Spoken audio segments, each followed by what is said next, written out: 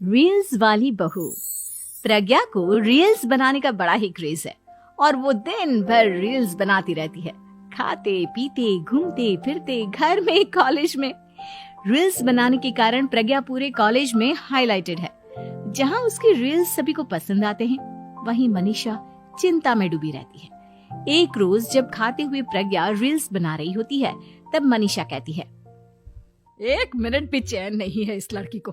ये नहीं कि खाना तो आराम से खा ले, लेकिन नहीं, अरे थोड़ी देर रील्स नहीं बनाओगी तो आसमान नहीं टूट पड़ेगा। अरे मम्मी, इसी को तो कहते हैं डिटर्मिनेशन। तुम नहीं समझोगी ये सब। भगवान, इस लड़की को सद्बुद्धि दे। जब देखो तब टेढ़ा बाका मुंह बनाती रहती है। मनीषा की बात का प्रज्ञा पर जरा भी असर नहीं होता और वो खाते खाते रील्स बनाती रहती है। दिन बीतने लगते हैं और देखते देखते प्रज्ञा का कॉलेज भी खत्म हो जाता है। आए दिन कोई ना कोई मनीषा को प्रज्ञा की शादी करवाने का सुझाव दे जाता है। सब ठीक ही कहते हैं, प्रज्ञा की शादी कर देनी चाहिए। अपने घर के काम काज में व्यस्त हो जाएगी तो खुद ही ये रील्स और नाच गाना बंद हो जाएगा।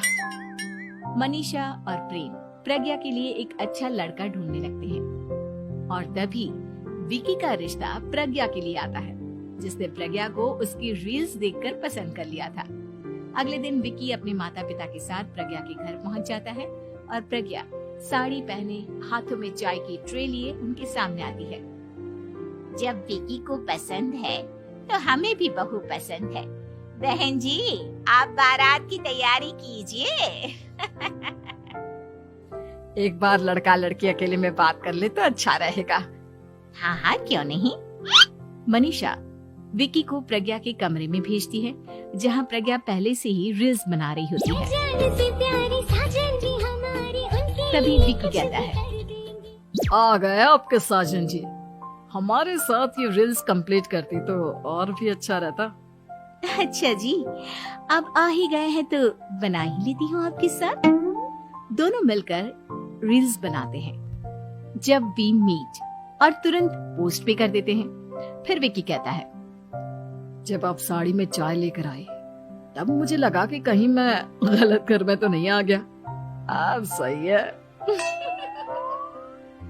दोनों की शादी पक्की हो जाती है और शादी के दिन भी प्रज्ञा रील्स बनाने से चूकती नहीं। यहाँ तक कि बारात के समय भी नाचते हुए रील्स बनाती है। सभी लोग प्रज्ञा की तारीफ के पुल बांध देते हैं और प्रज्ञा नाचती गाती अपने ससुराल चली जाती है। सब कुछ अच्छा चल रहा होता है। प्रज्ञा यहाँ भी दिन भर हर चीज की रील्स बनाती रहती है। लेकिन कुछ दिनों के बाद जब सुनीता कहती है, बहू, ये रील्स के साथ साथ कुछ काम भी कर लिया करो। वैसे तुझे और क्या क्या बनाना आता है?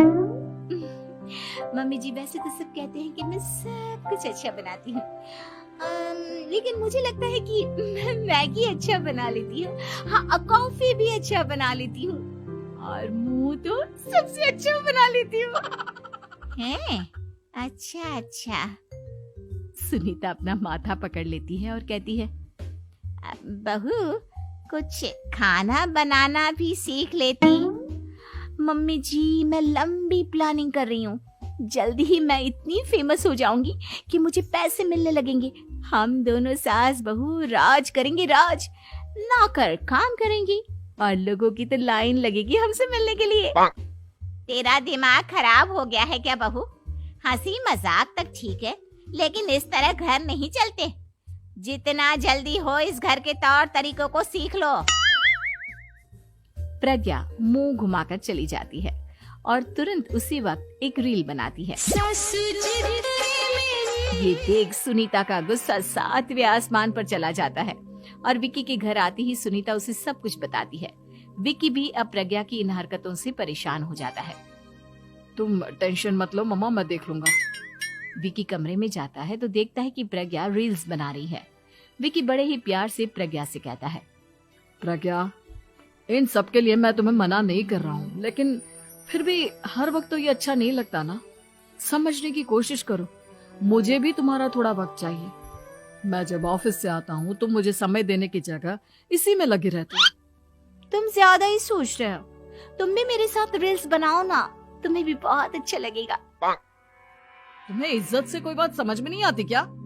दिमाग खराब हो गया है तुम्हारा इस चकाचौंध से। अगर तुमने अपना रवैया नहीं बदला तो मैं तुमसे दूर चला जाऊंगा। तुम ही रिश्ता लेकर आए थे, मुझे लड़कों की कमी नहीं थी और ना आज है। विकी दरवाजा पटक कर चला जाता है। धीरे धीरे विकी प्रज्ञा से दूर होता जाता है। एक रोज मनीषा प्रज्ञा के ससुराल उससे मिलने जाती है। तब सुनीता उससे कहती है, बहन जी, अब आई हैं तो कुछ दिन यहाँ रहकर जाइएगा, आप ही का घर है। हाँ मम्मी, बहुत दिन हो गए तुम्हारे साथ एक भी रील नहीं बनाई मैंने। प्रज्ञा तुरंत अपने फोन में रील्स ऑन कर लेती है। ये सब मुझसे नहीं होगा। तेरा ये भूत अभी तक नहीं उतरा क्या? बहन जी, आप कुछ कहती नहीं क्या इसे? जब आप ही कुछ नहीं कर पाई तो मैं कर ही क्या सकती हूँ। सास तो वैसी ही बदनाम है। शाम को घर की लाइट चली जाती है और मनीषा प्रज्ञा से कहती है, मेरे घुटनों में बहुत दर्द हो रहा है, तू लाइट का कुछ इंतजाम करना बेटा। अच्छा, कैंडल जला देती हूँ मम्मा। प्रज्ञा गाते हुए कैंडल जलाती है और खिड़की के पर्दे के पास रख देती है। मनीषा, जिसे बहुत दर्द हो रहा है, वो सो जाती है और प्रज्ञा हमेशा की तरह अपने रील्स में लग जाती है।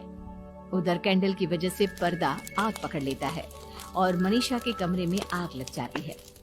बचाओ, कोई है, बचाओ। सभी भागते हैं और विकी कमरे की आग बुझाने में लग जाता है, लेकिन तब तक मनीषा आधी जल चुकी थी।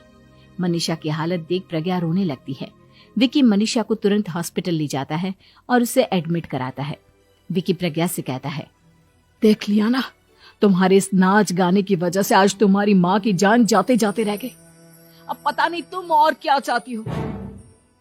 उधर डॉक्टर कहते हैं, इनकी हालत बहुत नाजुक है, आधे से ज्यादा जल चुकी है। प्रज्ञा रोती हुई मंदिर में जाती है और भगवान के आगे जाकर कहती है, भगवान, मेरी माँ को ठीक कर दो। मैं कसम खाती हूँ, हाथ से ये रील्स बनाना छोड़ दूंगी। बस मुझे मेरी माँ वापस मिल जाए।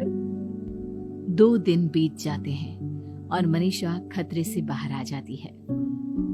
पेशेंट अब ठीक है, आप लोग उनसे मिल सकते हो। सब कोई मनीषा से मिलता है और प्रज्ञा सबके सामने अपना फोन तोड़ देती है। मुझे माफ कर दो मम्मा, मैंने तुम लोगों की बातों को नजरअंदाज किया। बेटा, कोई भी चीज जरूरत से ज्यादा खराब है।